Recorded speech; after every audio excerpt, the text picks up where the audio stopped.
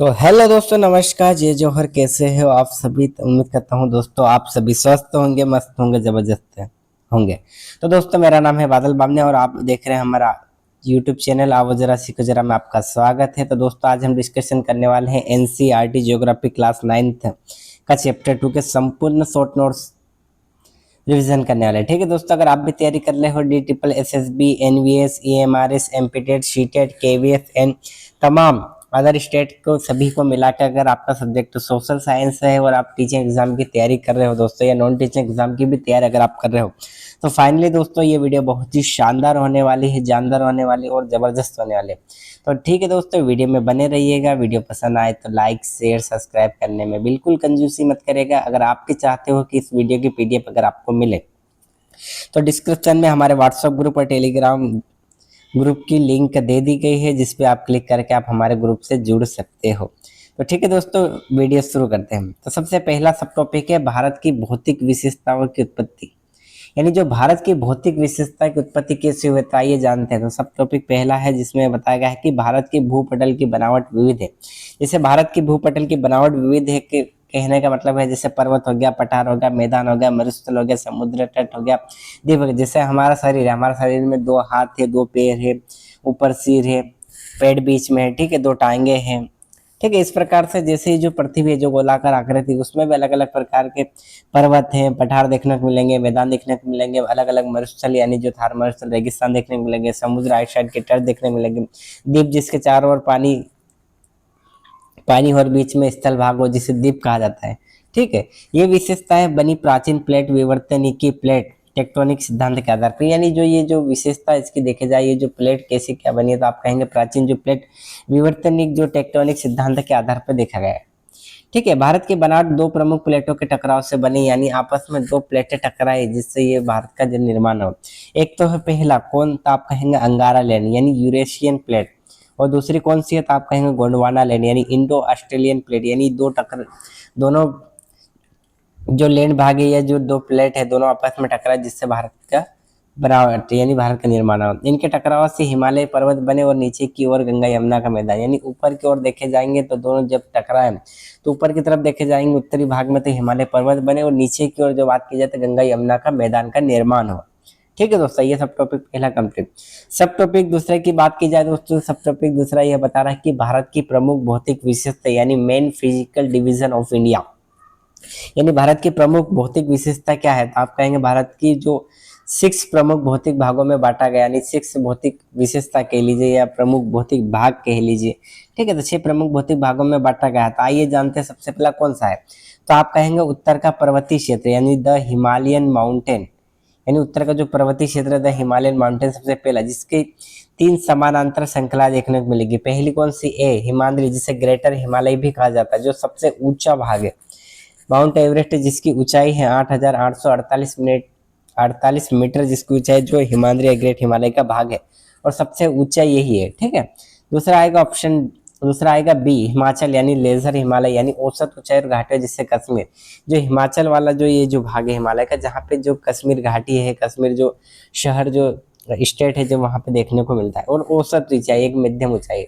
उसके बाद सी वाली यानी आउटर हिमालय सबसे नीचे और नवीनतम पहाड़, यानी जो सबसे बाहरी जो भाग है, सबसे तीसरे नंबर का जो भाग है जिसे शिवालिक कहा जाता है प्लस आउटर हिमालय भी कहा जाता है, सबसे नीचे और नवीनतम पहाड़ पहाड़ इसे कहा जाता है, नवीनतम पहाड़ निर्माण इससे ही हुआ है, ठीक है। इसके अलावा देखेंगे दोस्तों तो विशेष क्षेत्र यानी इस जो भाग बताया जा रहा है हिमालय के, इसमें विशेष क्षेत्र कौन कौन सा आप कहेंगे कश्मीर हिमालय है, कुमाई हिमालय है, नेपाल हिमालय, 3 नेपाल हिमालय है, असम हिमालय, इनको 4 अलग अलग भागों में डिवाइड भी किया गया है, ठीक है। दूसरा है उत्तरी मैदान द नदर्न प्लेन्स, यानी जो नदर्न प्लेन्स की बात की जाए तो जिसमें नदी है तो आप कहेंगे कौन से, तो आप कहेंगे गंगा यमुना सतलज, इन तीनों नदियों के मिलने से उत्तरी मैदान का निर्माण हुआ है। एलुवियल सोइल से बना उपजाऊ क्षेत्र यानी जो जल और मृदा से इस क्षेत्र का निर्माण हुआ, ठीक है। इसके 3 भाग है, कौन कौन से 3 भाग है, तो आइए जानते हैं। सबसे पहले पश्चिमी भाग, पश्चिमी भाग की बात की जाए दोस्तों तो आप कहेंगे पंजाब मैदान, यानी जो पंजाब मैदान है जो पंजाब स्टेट है, ठीक है, वो सतलज वाले जो भाग में काउंट होता है। जिसके बाद में नेक्स्ट आप कहेंगे मध्य भाग, गंगा वाला जो बीच वाला जो एरिया है मध्य, जो वो मध्यम भाग है जो गंगा मैदान गंगा मैदान वाला है, ठीक है, नदियों आदि से निर्माण हुआ है। तीसरा है ऑप्शन सी पूर्वी भाग ब्रह्मपुत्र मैदान, यानी जो 3 नदियां हैं, पहले जो सतलज नदी से पंजाब मैदान का निर्माण, दूसरा गंगा नदी से गंगा मैदान मध्य भाग, और पूर्वी भाग की बात करें तो ब्रह्मपुत्र नदी से ब्रह्मपुत्र मैदान बना है।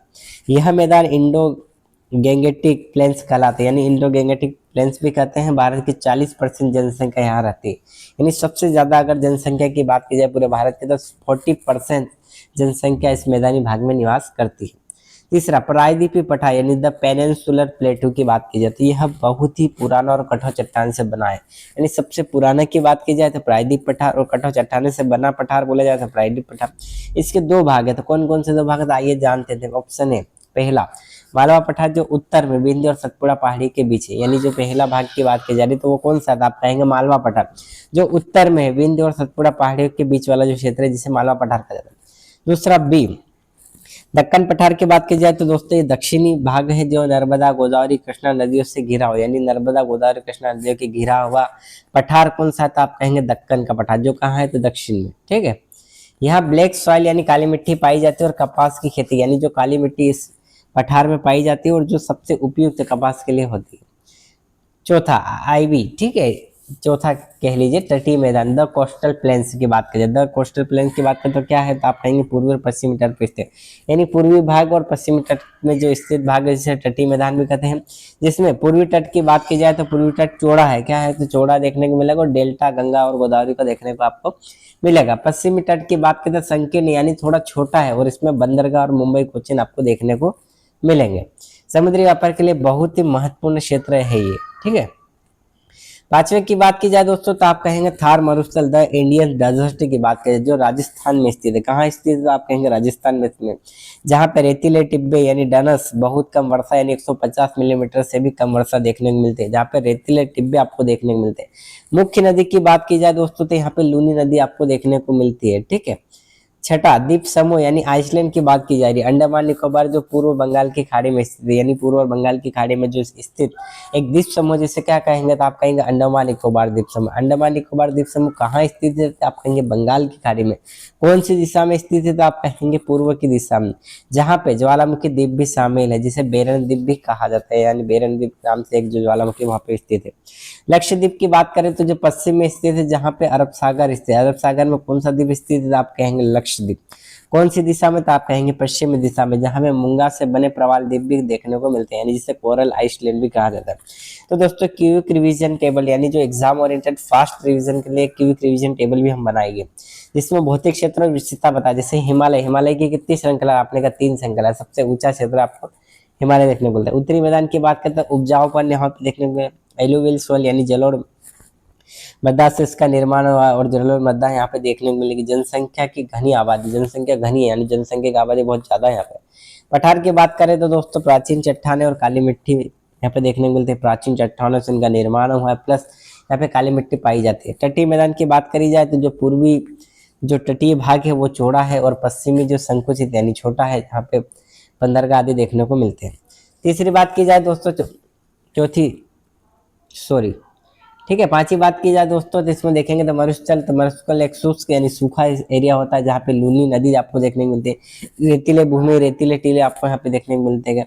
और अंतिम द्वीप यानी छठा यानी अंडमान निकोबार द्वीप समूह की बात करें तो पूर्व दिशा में स्थित, और लक्षद्वीप की बात करें तो पश्चिमी दिशा में स्थित, जहाँ पे प्रवाल आदि देखने को मिलते हैं। ठीक है दोस्तों, वीडियो पसंद आए तो लाइक शेयर सब्सक्राइब करने में बिल्कुल कंजूसी मत करेगा, एक प्यारा सा कमेंट्स एक प्यारा सा लाइक जरूर करेगा और शेयर जरूर करेगा, खासकर उन दोस्तों को जो कंपटीशन एग्जाम की तैयारी करो, खासकर टीचिंग एग्जाम की, ठीक है, क्योंकि एनसीईआरटी आपकी रीढ़ की हड्डी होने वाली दोस्तों, बहुत ही खास होने वाले और लाइन टू लाइन क्वेश्चन पूछे जाते हैं, इसलिए फास्ट रिवीजन करना जरूरी। वीडियो देखने के लिए धन्यवाद, मिलते हैं नेक्स्ट वीडियो में।